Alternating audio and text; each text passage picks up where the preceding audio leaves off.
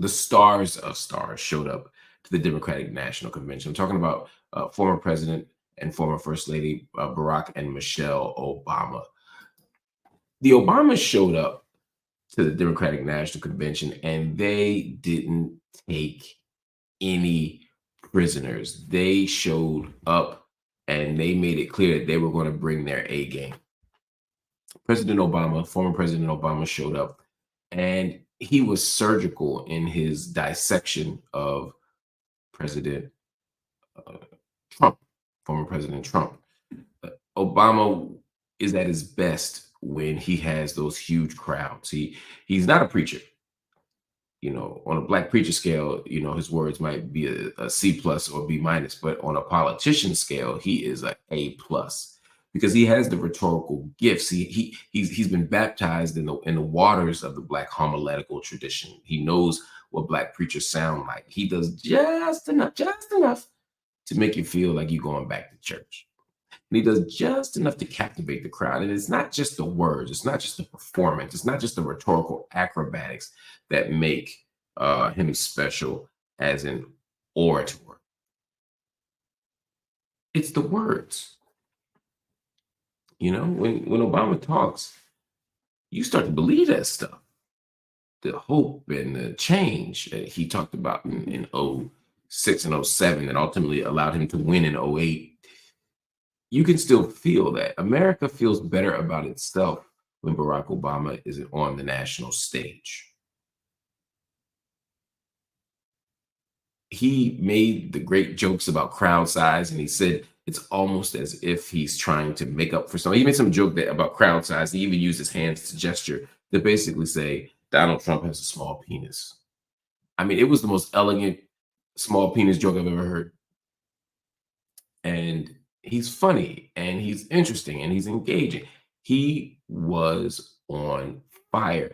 And the only thing that could upstage Barack Obama is Michelle Obama. She showed up and she took a very different tact than she took previously. If you remember correctly, 4 years ago when they were trying to elect Joe Biden, they said, when they go low, we go high, saying basically we have to be above the fray as Americans. And she was speaking to her party, saying, when they go low, we go high. She was offering a kind of moral direction, a moral directive. She was pushing America to be better and say, don't wallow in the muck and the mire of the MAGA movement. That's alliteration. I didn't even intend that. And so she was even more exciting. Every time Michelle Obama show up, people say, oh, maybe she should run for president. Let's be honest. She don't want to be president, and y'all don't want Michelle Obama as president. Part of why y'all love her is because she's not political and because there's nothing at stake when a non-political person, a civilian, goes up there and gives speeches and challenges people. Once they actually run for office, something is very different. But anyway, Michelle Obama gave a great speech. She said hope is making a comeback. She made a wonderful joke about black jobs, about Donald Trump finding out that the job he's going for is a black job. The Obamas stole the show. They were the talk of the town. They were the talk of the internet. People loved them. They were the forever couple that people wanted to see. And that was an important moment strategically. I'm going to go somewhere with this. Stay with me, y'all. All you radicals, don't get mad at me yet. Just hear me out. They served a powerful purpose. One, they're part of the energizing of the country and of the Democratic Party.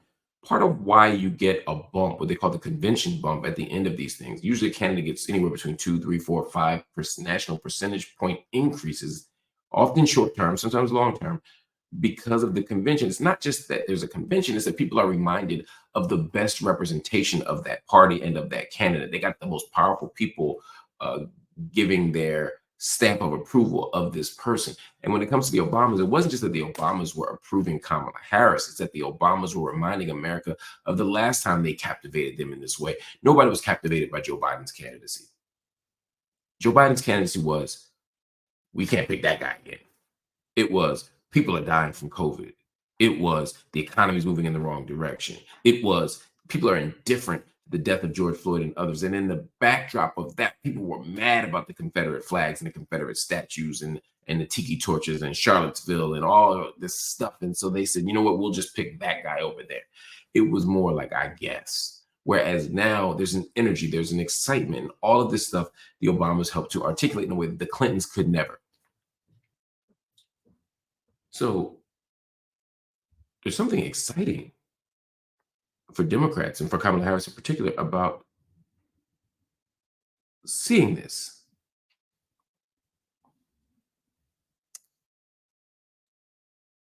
But if we're really going to operate in the radical tradition, we got to be honest about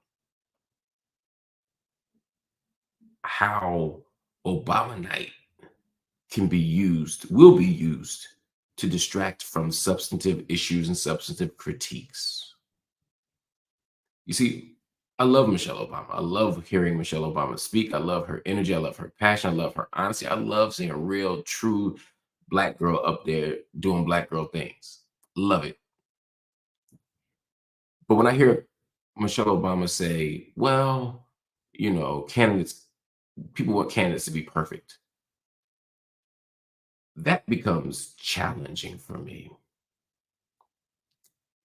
Because based on the way Michelle Obama characterized the criticisms of Kamala, it would seem as if people are, particularly on the left, because she's talking about other Democrats and other people on the so-called left, she's saying that people want her perfection and they're nitpicking. It's like, no, they're not nitpicking. There is no nit being picked here. This is a substantive criticism of the U.S. military-industrial complex, of the U.S. empire, of the U.S. war machine. And if Kamala Harris is going to be the steward of this empire, and she's not trying to bring it to shore, she's not trying to stop the deaths, she's not trying to stop the genocide, she's not trying to stop the U.S. role and complicit in U.S. complicity in these acts. If she's not willing to do that, then why are we trumpeting her as radical change or progressive change or even liberal change? And so the Obamas can have you thinking, because they're so compelling and so captivating and so interesting, the Obamas will have you thinking that that pesky little war thing can be worked out, that pesky little imperialism thing can be worked out, that pesky little genocide thing can be worked out. And it cannot, not easily. Again, if you want Kamala Harris to win, it doesn't mean that you have to let her off the hook. It doesn't mean that you have to choose genocide to choose Kamala.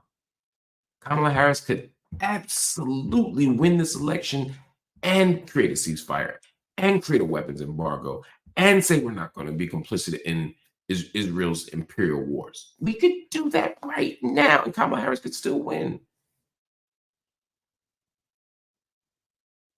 She could still win. So don't let the Obamas distract you. The Obama machine will have you thinking, oh, well, Kamala's another Obama. And she might be. She doesn't have his gifts. No one has Obama's gifts. It's like saying there's not going to be another Kareem Abdul-Jabbar or Shaq or LeBron James or Michael Jordan. Right? Everybody's different, but I know that these are unique people. There ain't another Obama on the planet. But Kamala Harris can have extraordinary success. But when Obama reminds you of what it was like to have him in office, and you're compelled by the narrative and you're seduced by the story, you lose sight of the fact that Obama was the droner in chief. He was droning people in Yemen and Somalia. You lose sight of the fact that so many people were victims of police violence. You lose sight of the fact that the U.S.'s most courageous position under Obama was one abstention with the UN Security Council. Again, he never criticized Israel. The best he did was say nothing.